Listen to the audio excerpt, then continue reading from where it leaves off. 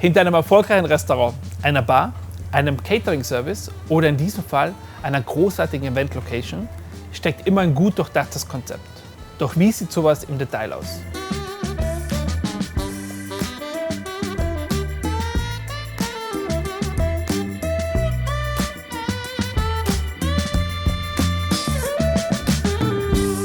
Wie entwickelt man erfolgreich ein Gastronomiekonzept? Heute bei Treehouse in Berlin bei Simon. Schön, dass du mit dabei bist. Hi. Vielen Dank für deine Zeit. Danke. Simon, magst du dich mal kurz vorstellen, was machst du? Also ich betreibe das Treehouse hier am ERW-Gelände als reine Event-Location, nur für Privatveranstaltungen.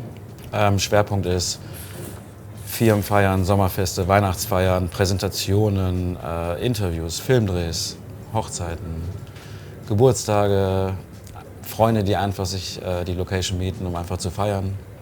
Klingt super spannend, Simon. Wie ist die Idee des Treehouses als Event-Location entstanden?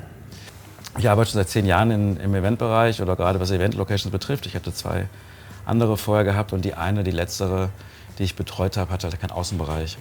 Und daraufhin habe ich den Space hier gesehen. Es kam noch über Freunde, die mir es angeboten haben. Und ich wollte dann im Sommer quasi auch einen Bereich schaffen für meine Kunden oder für mein Netzwerk, dass sie auch die Möglichkeit haben, draußen zu feiern. Dann kam ich gerade aus Brasilien, ich mich ziemlich in Land, Leute und vor allem in die Natur verliebt habe. Und da ich halt nicht die Möglichkeit habe, so oft in Brasilien zu sein, habe ich mir so ein Little Brasil aufgebaut, würde ich fast sagen. Sehr schön. Viel Grün, viel Natur. Man sieht es, man merkt es auch, man fühlt sich auch gleich wohl, ein bisschen abgeholt, wenn man reinkommt. Wie ist aus der Idee dann ein erfolgreiches Konzept entstanden? Naja, Erfolg kann man nicht planen. Ne? Ich glaube, wichtig ist, dass das, was man macht, oder dass es authentisch ist, dass man hinter seinem Konzept steht, dass man kreative Ideen hat, dass der Umgang mit seinen Kunden, Gästen einfach ehrlich ist. Ich glaube, generell im Leben ist es wichtig. Ja.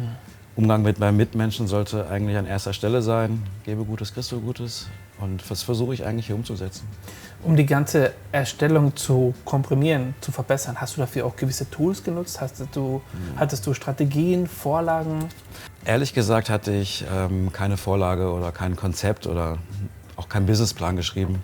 Klar, am Anfang nutzt man halt auch Plattformen, also die Location-Plattformen, die einem schon helfen, eine Aufmerksamkeit zu bekommen.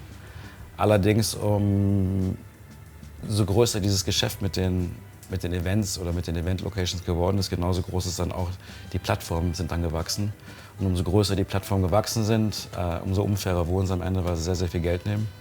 Der Kunde selber kriegt es gar nicht mit, weil der geht halt auf die Seite, der kriegt verschiedene Locations vorgeschlagen und kriegt es auch kostenlos.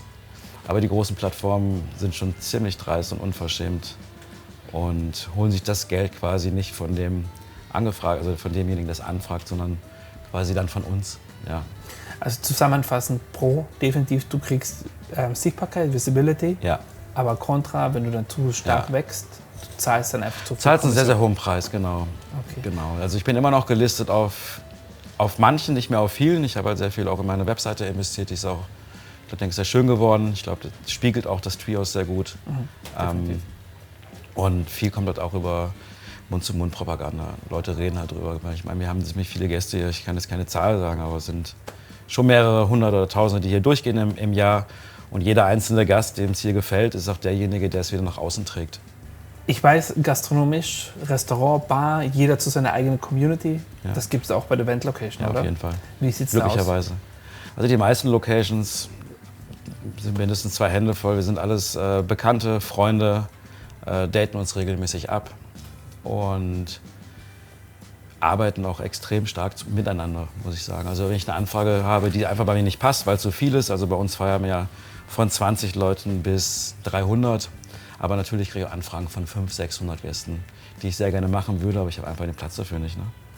Und bevor ich dem Kunden dann sage, okay, wir sind voll, melde dich, wenn du ein kleineres Event hast oder melde dich, wenn es passt, dann schlage ich schon Freunde von mir vor, die halt die Locations haben und so dreht sich eigentlich alles im Kreis. Weil eine Firma zum Beispiel, die ein Sommerfest feiert, also manche kommen jedes Jahr, weil es einfach sehr gut hier gefällt, aber am Ende, die meisten Firmen möchten halt den Mitarbeitern, Kunden, Freunden jedes Jahr schon was anderes bieten. Das heißt, wenn sie dieses Jahr nicht bei mir sind, dann sind sie bei meinem Freund oder bei meinem Bekannten und gleichzeitig dreht sich alles im Kreis, weil irgendwann werden sie dann doch wieder hinkommen, weil es auch irgendwo ist dann auch eine Begrenzung. Warum, Simon, hast du dich entschieden für Event-Location und nicht Restaurant oder Bar? Warum bist du in die Richtung gegangen? Tagesgastronomie ist echt ein hartes Business. Ne? Man weiß nie, wer kommt. Man weiß nie, wie viele Gäste kommen, man weiß nie die Umsätze. Man kann sehr, sehr schwer kalkulieren. Plus man zahlt natürlich auch seinen Preis und der Preis ist einfach seine Zeit. Genau. Also es ist teilweise auch sehr undankbar, wenn man tut und macht, aber dennoch ist in der Tagesgastronomie Leute so zufriedenzustellen, dass alle Gäste happy sind, ist halt extrem schwierig. Das sieht bei mir anders aus, ist gut. Und für dich Event Location ist so einfach eine sichere Kalkulation? Ist eine sichere Kalkulation, ja. Und ich kenne mich darin aus. Also ich komme aus einer Gastrofamilie und ich weiß, was Gastronomie bedeutet. Und für mich eine Tagesgastronomie kommt gar nicht in Frage. Dafür habe ich mein Leben zu gern. Hast du das Konzept im Laufe der Zeit auch etwas angepasst oder würdest du sagen, es entspricht genau dem Ursprung, so wie du es dir am Anfang vorgestellt hast? Ich habe es vielleicht verfeinert, aber das Konzept alleine, dafür arbeite ich halt zu lange im Event-Location-Bereich, ist eigentlich das Gleiche geblieben. Ja, ich habe es vielleicht verfeinert. Ja. Letzte Frage, was wir gerne wissen würden von dir ist, welche Tipps und Tricks hast du für die Gastro-Kollegen, um erfolgreich eine Event-Location zu führen? Was sollte man beachten? Das ist eine gute Frage. Steht hinter dem, was ihr macht und vor allem hinter dem Laden. Seid kreativ, seid ehrlich mit euren Gästen, eurem Umgang mit dem Kunden vor allem. Haltet das ein, was ihr absprecht. Also das ist bei uns ganz hoch geschrieben. Behandelt vielleicht auch eure Gäste vielleicht ein bisschen so als Freunde oder Bekannte. Ja, habt keine versteckten Zwischenzahlungen, Nachberechnungen, sondern das, was ihr absprecht, solltet ihr eigentlich auch einhalten. Da gibt es ein schönes Sprichwort, das ist lange Liebe, saubere Rechnung. Das gilt nicht nur im Geschäft, sondern gilt auch im Privatleben und damit kommt man eigentlich ganz gut durch. Und der Kunde kommt wieder? Im Bestfall ja. Ja.